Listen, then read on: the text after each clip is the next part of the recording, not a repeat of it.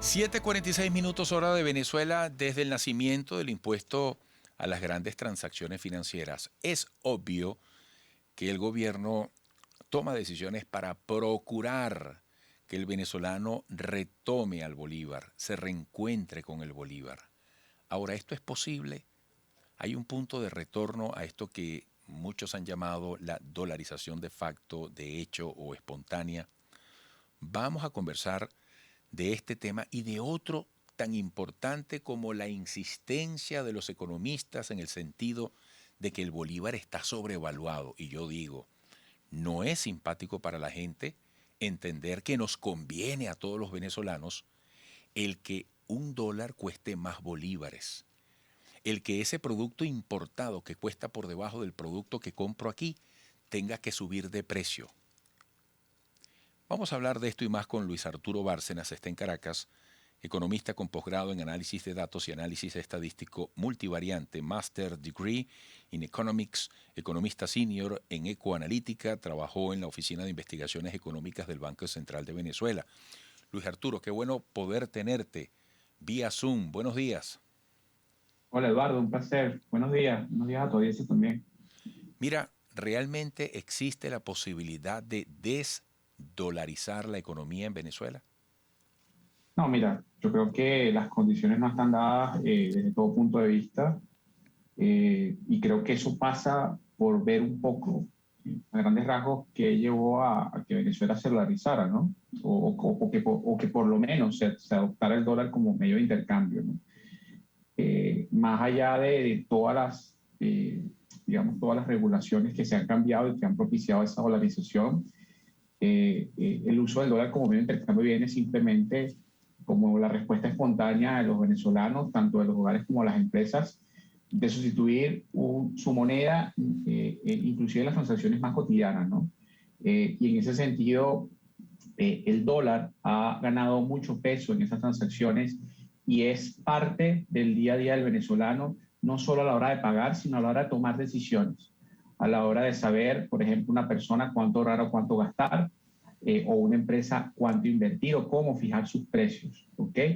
Y es muy difícil en un entorno donde las personas aún desconfían de su moneda, en un entorno donde no hay condiciones para que el regulador pueda tomar medidas para preservar el valor de esa moneda. Es muy difícil que, digamos, cambiemos, como se dice coloquialmente, el chip de las personas, ¿no?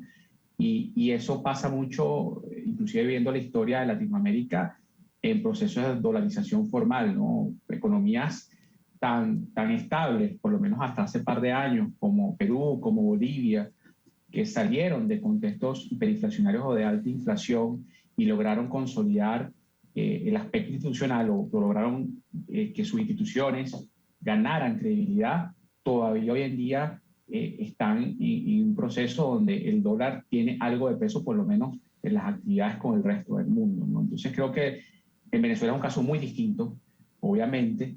Todavía vivimos en un entorno de inflación elevada, muy alta y crónica, en el sentido que es muy persistente. Y en la medida que eso ocurra, Eduardo, y en la medida que particularmente el gobierno no dé alternativas para ello, el venezolano cada bolívar que tome lo va a cambiar automáticamente a divisas y va a usarlas para consumir, para ahorrar, y eso no se cambia ni con impuestos, o no basta solamente con un impuesto, no basta con mostrar voluntad, hay que hacer cambios significativos en materia institucional para que empezara a precisamente intentar desdolarizar parcialmente lo que hoy en día pesa mucho en la economía venezolana. Luis Arturo, en algún momento el trabajador venezolano que aún no gana en dólares Sí. a través del esfuerzo que hace cada empresario privado, en algún momento él podría recibir ese pago en dólares como política pública, como algo normado legalmente. Mira, tal vez normado legalmente puede que sea poco probable, ¿no? Pero eso no quiere decir, Eduardo, que ciertamente reciba pagos en divisas, ¿no?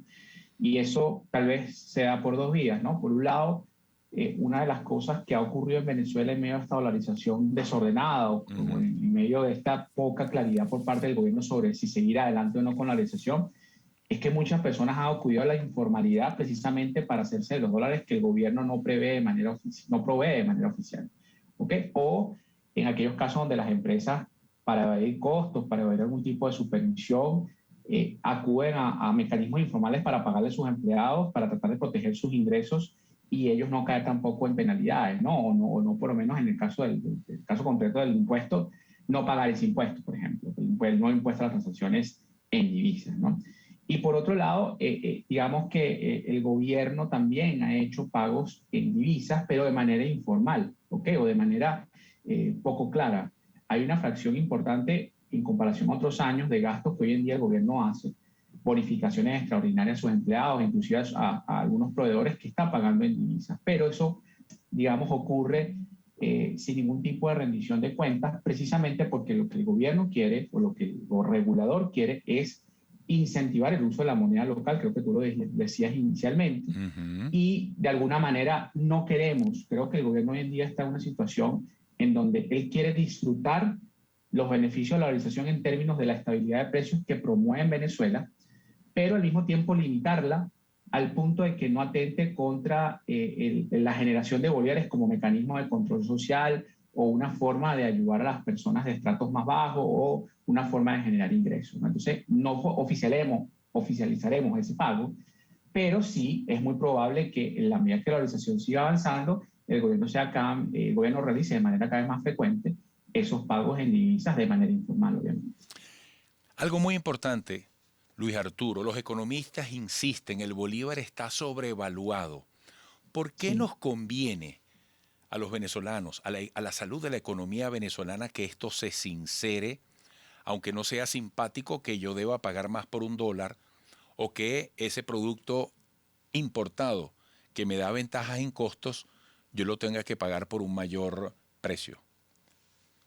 Sí, mira, ciertamente el Bolívar está sobrevaluado y creo que aquí el significado es que, para hacer el concepto amplio, es que nosotros tenemos un tipo de cambio poco real en términos nominales, en lo que vemos en la calle, al punto tal de que es tan barato, entre comillas, ¿okay? O es Mm, tan menos caro el dólar en términos de lo que debería costar, que es más fácil para las personas que producen bienes en el país o que generan o tienen algún negocio en el país importar esos bienes y venderlos en Venezuela.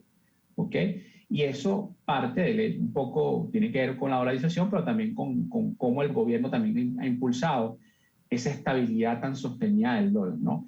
Ahora, esa estabilidad es, digamos, poco perdurable o es un equilibrio bastante frágil, porque depende mucho precisamente de que el gobierno siga inyectando divisas, en que la valorización siga con ese peso importante, ¿ok? Pero digamos que al final es una ventaja o es una de las pocas ventajas, por decirlo de alguna manera, que ha dejado esa dolarización o esa apreciación del tipo de cambio, que es una forma de decir que está sobrevaluado, ¿no? Es tratar de acudir a esas importaciones que son tan importantes para el abastecimiento de bienes en Venezuela. Ahora, Eduardo, eso tiene el trasfondo, ¿ok? De que Venezuela se hace cada vez más dependiente de bienes producidos afuera, ¿ok? Es decir, y se hace cada vez más dependiente de la cantidad de ingresos que tienen para adquirir esos bienes, ¿no? Por eso es que hoy en día vivimos en una especie de estabilidad donde todavía las empresas tienen y prefieren importar más que producir en Venezuela, pero ojo, eso depende mucho de la capacidad que tengan esas empresas para importar, ¿ok? Igual que el venezolano. Ahora, nos enfrentamos, eso tiene también un efecto negativo, que es que todos los bienes que compramos en Venezuela, así sean expresados en dólares, tienden a ser cada vez más costosos.